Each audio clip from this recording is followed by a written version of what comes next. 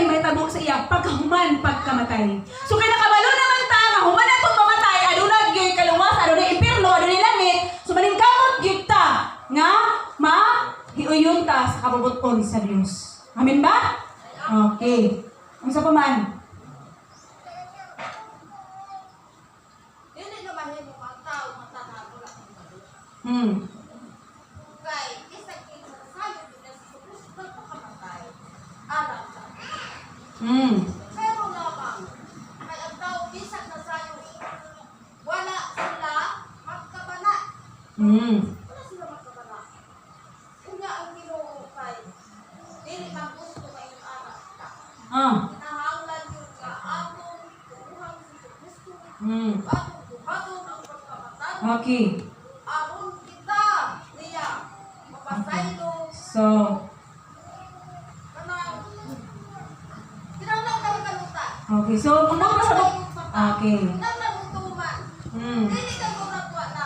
Okay. So, buong pasabot mga kaigsunan ni Sister Paz, kay ganuman, kanang giingon ni mga wag nagpakabanais, buhat na sa kaaway. So, ang atong kaaway is naa siya daan dili sa kalibutan. So, mao na siya nga ang atong unaw-unaingan na siyang dakpon, no? So, buhat na sa kaaway. Mo bitaw na karon nga naatay pagpamalandong sa pulong sa Dios. Kay aron ta makabantay. Amin ba? Okay. Sige, unsa pag yun? Bahala, sunod na po Domingo ning uban. Ako, nampong ko gamay dito sa puntod at sa mga kababaihan. Okay. While nga nag-lecture ang ato ang presidente sa Holy Gospel, nakaabot ko gamay sa iyang lecture niya. Nga, nabutan ako nga nag-ingon siya nga pinakamaayo po nga lecturer yun. Dili basta-basta. Pero hindi tok siya sa iyang pag-lecture nga maluwas baka ako. Mga igsoon, ang atong pagtuog, atong ibis nato sa tao. What yun? Perfect yung anak kita. Okay. Kung ibis na itong tao. Nga naman kay ang tao, bisag kung saan mapakyas yun ang tao. Bisag kung sa ka-bright ang imong putok mga igsoon. Bisag pag kung sa'yo, kurso ni mo aning kalibutan. Ang kurso mga igsoon, suma pa sa YouTube nga akong ginatanaw mga igsoon. Taman, sa isinta ang edad, taman sa kamatayon ang kurso mga igsoon. Ang pagkasikatan, sikat nining mga panahon, nining kalibutan. Kay, ngano, di ang atong tuyo kung nining kalibutan, kadungganan o kwarta, nga di tama behind sa uban nga ang atong yun nga may ilahit ang Tawhanon. yes, may ilang mahimutang dungganon nining kalibutan. Pero musugot ang di mga igsoon, bulabay nga yung taning kalibutan. Praise God. Mao na nga ang atong i-base nato ang atong pagtuo. Dili ta mo base ang ato ang pagpaniguro mga igsoon. Okay. So, Kanang gingon diha nga sa Lucas 3:43 mga igsoon. Tama gyud. okay. So, Mo na nga akong pagjasig mga igsoon. Di ta mo base og mga tao, mga Okay. dagko og mga ranggo. so ang punto diri mga kaigsunan sa pulong sa Dios nga akong ginalutok diri sa Lucas gikan sa Lucas 23:34 o Lucas 23:43 mao ni siya ang nahimo nga sala sa mga katawhan, no? Nga bisan pa sa kinatumyan sa kinabuhi, bisan pa sa pinakalas nga ginhawa ni Ginoong Hesus, nakita gid niya kung unsa kadautan ang mga tawo kaniadto. Kuha na ninyo? So unsa may punto diri? Ang punto diri niingon siya nga nakita niya ang tao nga dautan nga kriminal nga gilansang sa krus nga tinud-anay ang iyang paghinulsol. Ano? Nakita niya. Tinud-anay nga paghinulsol o walay pagduha-duha nga paghinulsol ug siya giingnan karon dayon uban ka sa akong paraiso. Amen. So buot pasabot mga kaigsuonan. Bisan pag makahimo ta kay makasala ta. Bisan pa ni anak mga kaigsuonan, kung sa giingon, so akong giingon ganina, buhat 3:17 hanggang 19, maghinulsol ka, balik sa tiilan sa Dios, kay papason niya ang imong mga sala o makaangkon kang otoridad sa kaluwasan. Kuha ba na to na? Amin ba? O sige, dapat yung sunod pa. Sunod naman po niyo, makakanta ni Kuras. Para masiguro kita itong kinabuhi.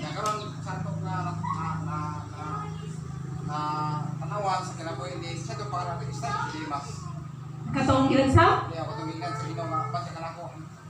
Apos paraiso. Si Isas mo to si Dimas. Ang wala sad ko nagkuan. Dimas no? Ah. Or Istas na. Mm. Yan na. Si Dimas, Basta kay isa to siya kakawatan. Si Dimas, kung siya man galing to, sugyan sa Diyos niya, sugyan siya. Kaya naman, Swerte. Kailan sa Ginoo nga trabaho kuan kana ko tapos paraiso. Oh. Ibig so say, kita sa Diyos ka ana hindi na matay di siya. Oh. Kita nga luwas na sa Ginoo. Uy, pumunta. Dugay mo kayo Mm. pagka Buhi pa ta.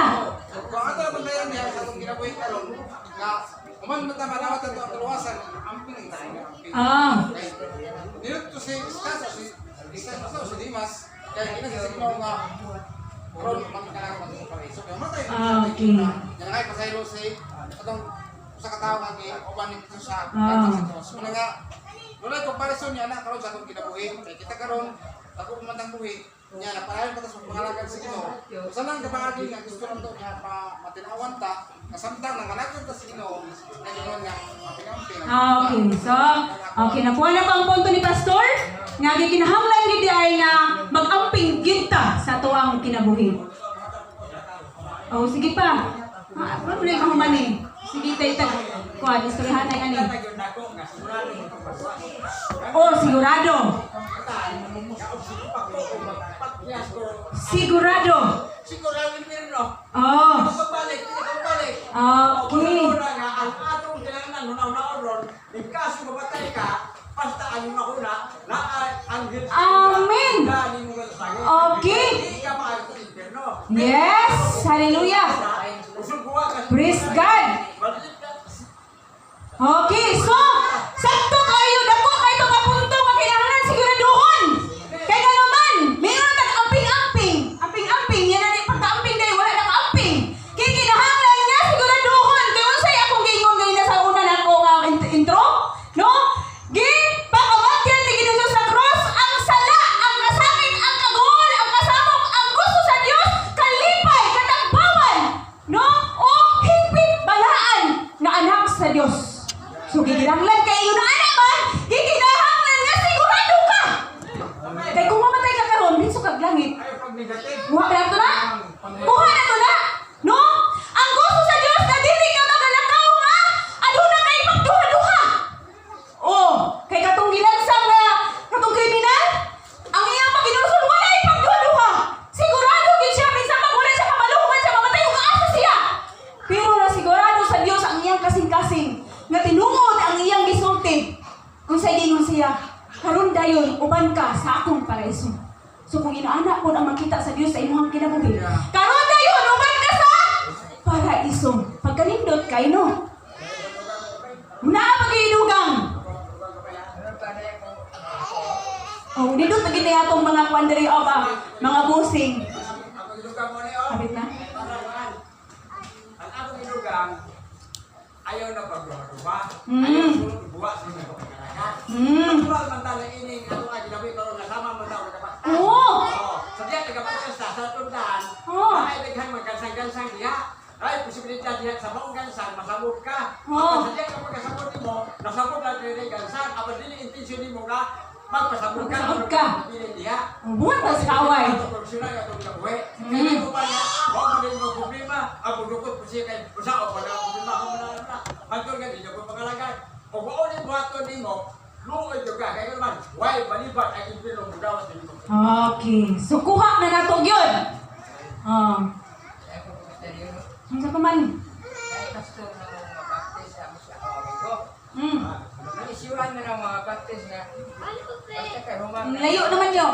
humang ka nagdawat sa Ginoo humang ka na bisa kung siya'y buhato din mo luwag ka Ah. suko siya kasi nag-iuna na pumanay ko issue sa mga baptis Ah. hindi naman mo Okay. So dirita sa atong topiko. kailangan na Diyos na kung ikaw dito bidawat sa Ginoo Isus nagbatismuhan ka humang mo luwag ka na buhaton nimo ang tanang mga butang nga kabubuton sa Ginoo. Oh. So, dili kayo, bisa kung siya mabububo ka pa, kaya total, luwas ka na, dili. Suko siya, kasi may resulta yan, ha? Ang puso, kasi Okay. So dirita sa katulong nga topiko. Oh, third words of God, no? ay katulong gipapulong ni Ginoong Hesus dito sa cross. Diya makita sa Juan 19:26 hangtod sa 27. Ningon siya, when Jesus saw his mother and the disciples, dito sa Bisaya.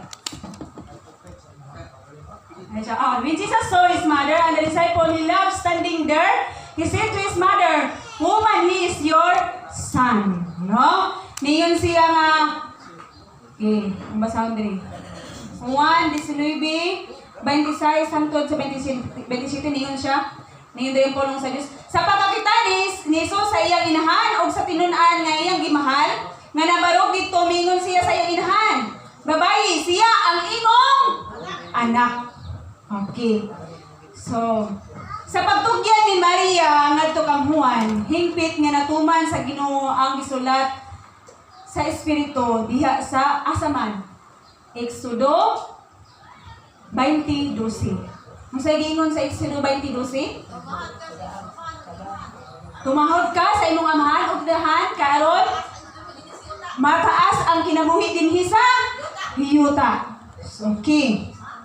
So, kini siya dito sa cross no gipas-an no ni Kristo ang sala sa kalibutan, no? So, nakahimog gyapon siya bisan pa niya na nakahimog gyapon siya sa pagpahiluna sa iyahang inahan. So, gikinahanglan gid ay nga tanguron gid nato ang ato ang mga ginikanan. Amin ba? No?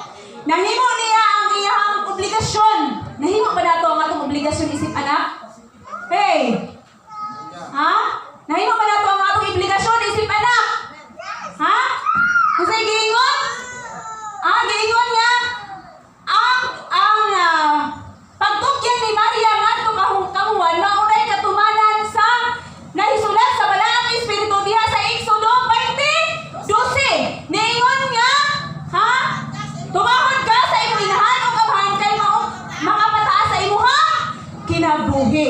So, bisan pa niya ana sa luyo sa gipas-an niya sa sala, makadlabuka sa iyang gipas-an sa iyang kinabuhi dito sa cross, no? Iyang gihapong napahaluna ang iyang inahan. Iyang gihapong nabuhat ang iyang obligasyon isip nga anak. Amin ba? Kuha ba nato na? No? Gusto niya nga mahatag niya ang tanan nga mga pakihanglanon sa iyahang inahan. Okay. No?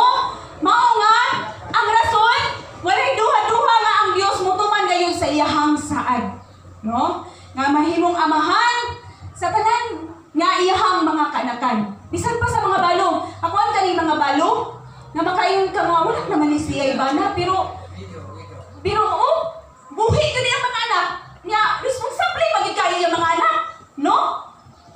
So, mauna inaana ang gahom nga gihatag sa Dios diri kanato. Amin ba? No? So mauna mga kaigsunan niya ang mga pag-antos, no?